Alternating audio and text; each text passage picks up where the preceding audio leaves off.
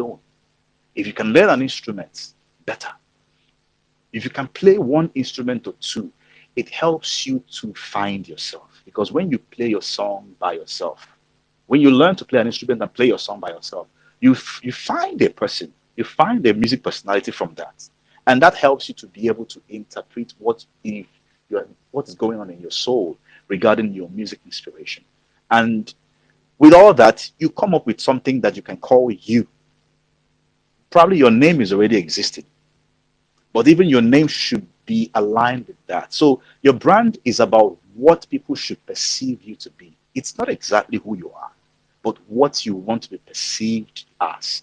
When people hear your name, when people see you on stage, when people see you on a magazine or on social media, or when people view you on YouTube, anywhere, what is the impression they should get?